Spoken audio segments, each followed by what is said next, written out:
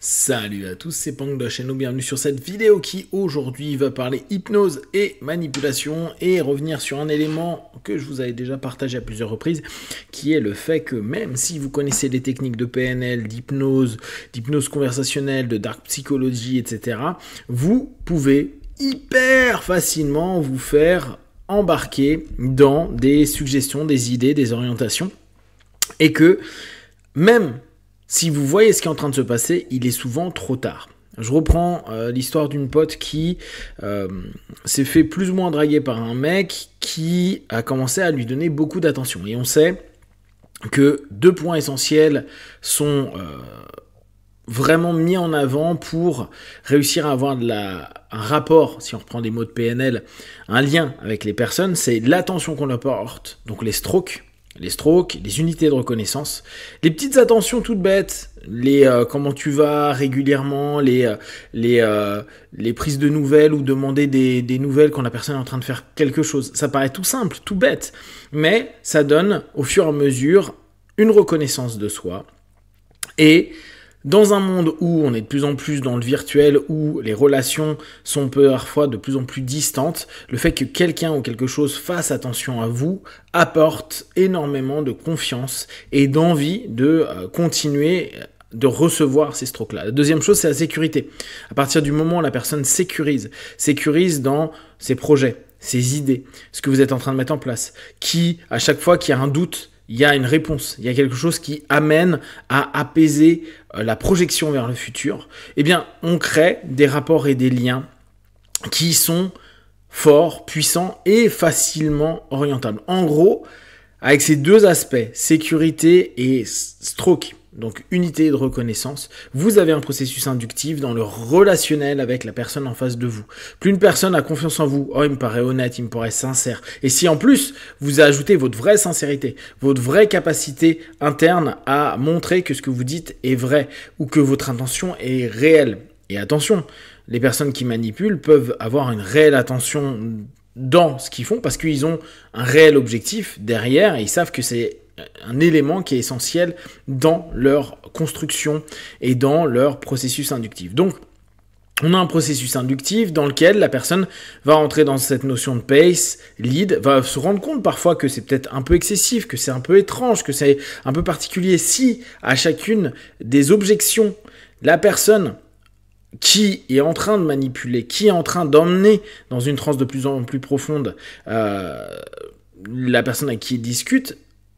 a des preuves, a des partages, des vidéos, des photos, des mots, des échanges, des appels téléphoniques qui permettent à la personne de s'apaiser dans son anxiété, dans sa peur,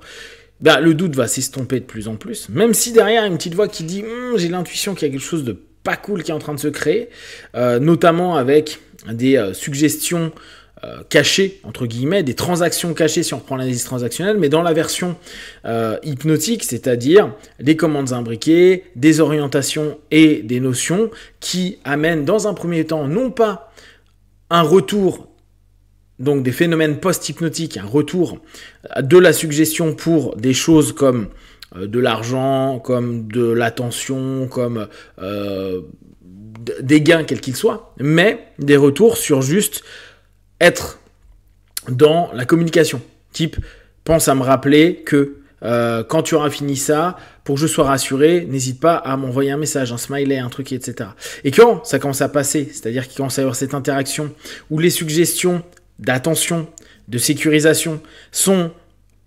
facilement reportées, c'est-à-dire qu'il y a un retour de la personne à qui on a demandé ça,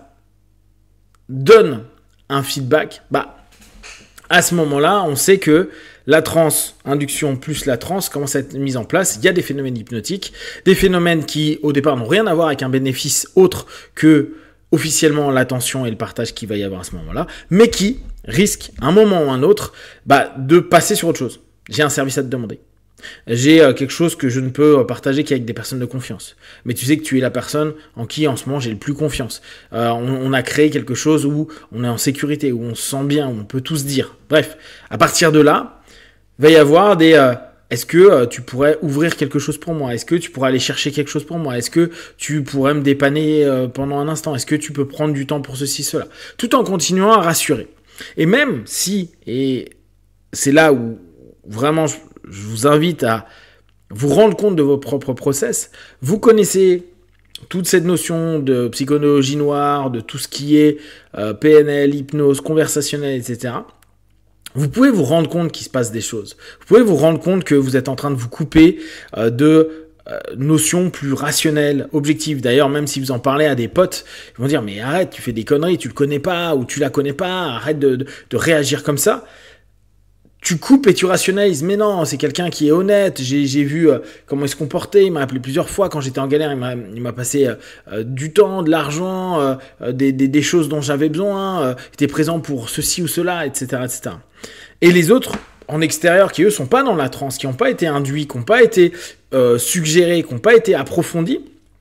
eux ils se disent mais non, ça pue l'arnaque ton truc, il y a quelque chose qui va pas là. Ce qu'ils te demandent c'est rien, et n'oubliez pas, hein, c'est les pieds dans la porte. Je te demande un tout petit truc, pas grand chose, et puis au fur et à mesure je vais commencer à te faire de plus en plus de choses tout en continuant à nourrir mon storytelling de base, mon récit de base avec réconfort, valorisation, etc. Bon, les moments où vous commencez à dire non, parce qu'il y a un truc qui est peut-être pas ok ou que vous pouvez pas faire, c'est là où on commence à avoir des personnes qui commencent à devenir passives-agressives, voire carrément agressives, parce que le rouage de la transe commence à être un petit peu instable, et c'est là où il y a parfois des émerges qui peuvent arriver, donc sortir un peu de transe. Le facteur de jugement revient avec des questionnements, avec des choses qui peuvent embêter, et quand la personne est sur son process et que tout est fluide, le fait qu'à un moment la personne émerge un petit peu, c'est fait chier,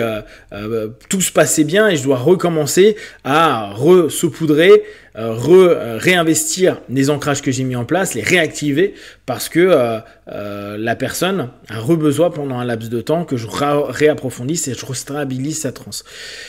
C'est ces moments-là où on se rend compte que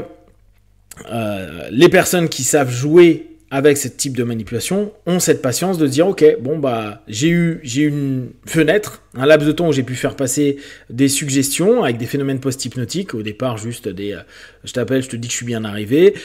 c'est bon, je t'ai transféré 300 balles, c'est bon, je suis allé voir telle personne, c'est bon, j'ai appelé tel truc, puis la fenêtre se retourne et on doit retourner dans du ritualisé à un moment donné.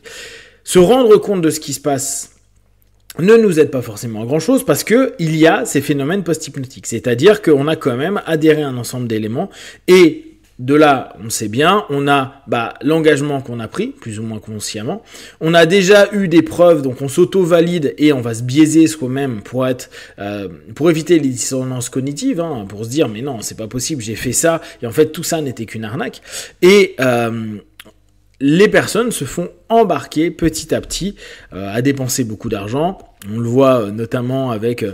tout ce qui est live sur TikTok et YouTube où les gens n'arrêtent pas de demander que les gens payent ou leur donnent des petits likes, etc., mais qui sont des likes payants.